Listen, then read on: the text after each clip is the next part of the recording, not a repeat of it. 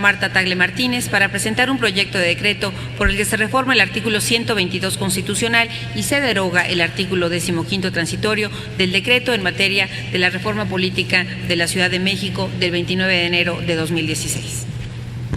Gracias, Presidenta. Además, quería solicitar su venia para presentar en este mismo turno otra iniciativa que tengo inscrita para el día de hoy. Con mucho gusto. Con mucho gusto. Adelante, señora. Gracias, Presidenta. Compañeras y compañeros legisladores,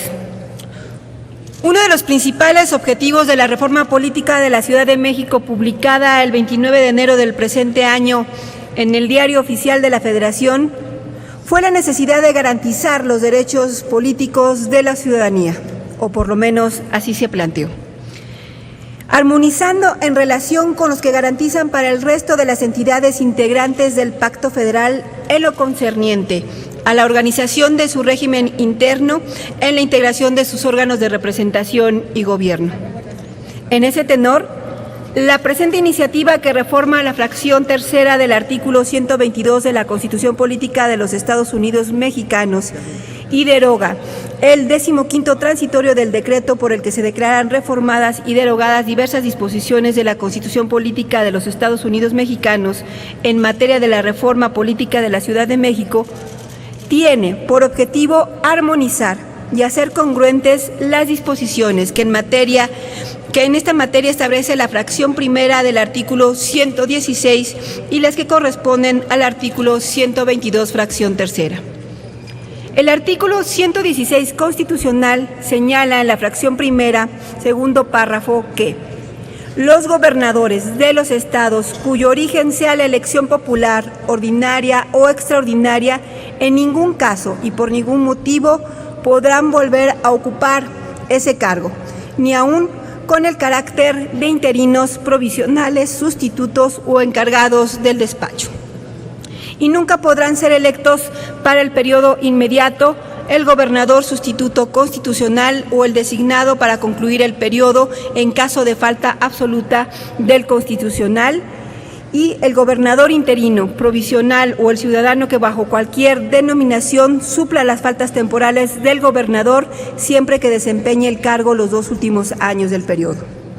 En este caso, solo podrá ser gobernador constitucional de un estado un ciudadano o ciudadana mexicano por nacimiento y nativo de él o con residencia efectiva no menor de 5 años inmediatamente anteriores al día de los comicios y tener 30 años cumplidos al día de la elección. En dicho artículo, como se puede apreciar, solo se establece como impedimento para ser gobernador haber ocupado el mismo cargo con anterioridad a través de un proceso electivo, no estando en este supuesto quienes lo hubieran hecho por designación de manera interina, como provisional o como encargados del despacho, siempre y cuando no se trate del periodo inmediato anterior.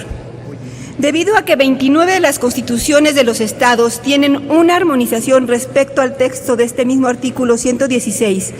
es menester eliminar todo tratamiento diferente para situaciones iguales, siendo constitucionalmente justo y adecuado la aplicación de los mismos supuestos jurídicos aplicables para el resto de los integrantes del Pacto Federal. Con base en lo anterior, se da cuenta que los estados permiten a los ciudadanos que ocuparon el cargo de gobernador sustituto, designado, interino, provisional, a ser electos para un periodo posterior, siempre y cuando no sea el inmediato, y solo establece impedimento para quienes hubieran ocupado ese cargo a través de una votación directa, secreta y universal. A diferencia de lo anterior, sin justificación de carácter constitucional o doctrinal, el artículo 122 constitucional establece para la Ciudad de México supuestos diferentes a los que la misma Constitución Política de los Estados Unidos Mexicanos y las constituciones estatales establecen para el resto de las entidades federativas, y con ello para el resto de los ciudadanos de la República, por lo que existe inequidad en el tratamiento a una de las entidades federativas y, por lo tanto, una afectación a los derechos políticos activos y pasivos de los habitantes de la Ciudad de México. De aceptarse este criterio, en consecuencia, el texto del 15º transitorio de la reforma constitucional en materia de reforma política de la Ciudad de México, publicada en enero pasado, ya no tendría ninguna justificación constitucional, porque en congruencia con lo anterior tendrían que aceptarse los mismos criterios y supuestos que los contenidos en la reforma al artículo 122 constitucional. Al armonizar los supuestos constitucionales en esta materia, se permitirá que en la Constitución de la Ciudad de México desarrolle, tal y como la mandata el artículo 122 de la Constitución Política de los Estados Mexicanos,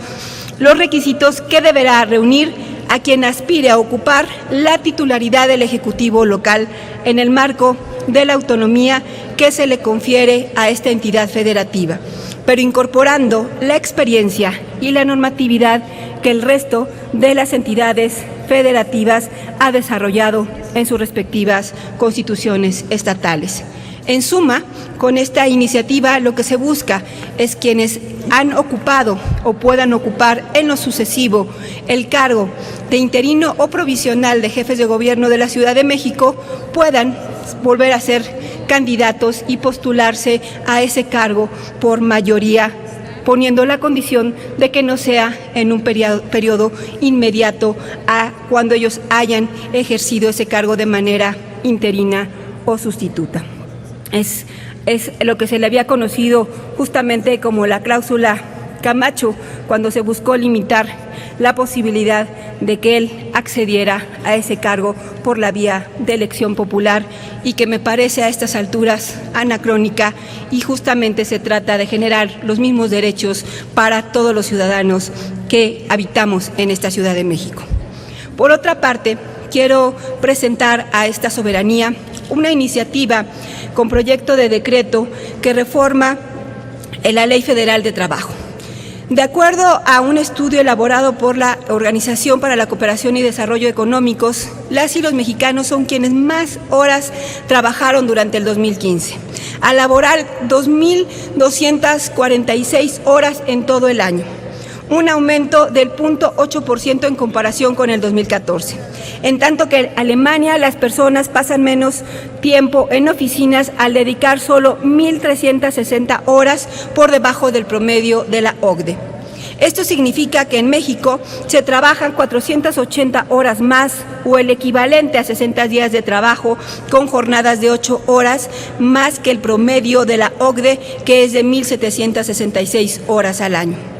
Empero, las amplias exhaustas jornadas de trabajo no impactan de manera profigua a los hogares mexicanos. Hoy la gente trabaja más, pero le alcanza menos. Esta es una arista del modelo laboral mexicano que, en palabras del especialista en Derecho Laboral, Arturo Alcalde, puede definirse como monstruoso, debido a que las contrarreformas que han desmantelado el régimen de protección de los derechos de los trabajadores del país.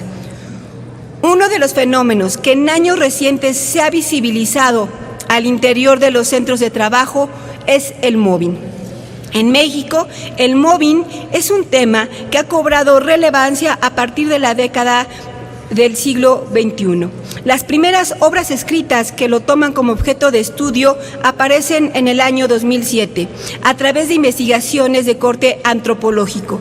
Para algunos autores y organismos internacionales, el anglicismo puede ser equiparable al acoso moral. Para otros es igual al concepto de acoso psicológico, y para otros más el término compuesto de acoso laboral lo define. La Organización Mundial de la Salud ha dado grado de pandemia al ser causante de varios suicidios, definiéndolo como una situación de violencia o acoso recurrente dirigida hacia un trabajador o trabajadora con la intención de aislarlo de un grupo laboral. Sus principales características son las conductas crueles y hostiles que se convierten en tortura psicológica para la víctima. Según cifras de la Organización Internacional del Trabajo, cerca de 12 millones de personas padecen mobbing en el mundo, mientras en Europa está catalogado como riesgo laboral y es considerado una epidemia. A nivel internacional, se han realizado esfuerzos para eliminar comportamientos que generen violencia en el lugar del trabajo debido a la alza de incidentes de tipo emocional o psicológica, ya que existen pruebas que sugieren que la exposición a dichos incidentes, especialmente cuando es por tiempo prolongado, tiene efectos perjudiciales para la salud y el bienestar de la víctima. En segundo lugar, porque la violencia psicológica en el lugar de trabajo es más frecuente que la violencia física. El 28 de abril de 2016, en el marco de la celebración del Día Mundial de la Seguridad y la Salud en el Trabajo, la Organización Internacional del Trabajo centró su informe en las tendencias mundiales sobre el estrés relacionado con el trabajo y su impacto. Por eso, esta iniciativa busca efectivamente atender este problema y por lo anteriormente expuesto someto a consideración de esta honorable asamblea adicionar un inciso C al artículo 3 bis definiendo al acoso laboral como aquellos comportamientos y actitudes violentas que se ejercen de manera sistemática por un grupo o colectivo hacia una persona independientemente del nivel jerárquico que ocupen, causando estado de indefensión y vulnerabilidad que repercute en la salud física y mental de la víctima, obligándola en ocasiones a la renuncia o, lo que es peor, a veces al suicidio. Es cuanto, Presidenta. Muchas gracias. Gracias, señora senadora. Daremos turno a las iniciativas presentadas por la senadora Tagle. Por un lado, la de reforma constitucional, que se turna a las Comisiones Unidas de Puntos Constitucionales del Distrito Federal y de Estudios Legislativos Primera, y por otro lado, la reforma a la Ley Federal del Trabajo, que se turna a las Comisiones Unidas de Trabajo y Previsión Social y de Estudios Legislativos Primera.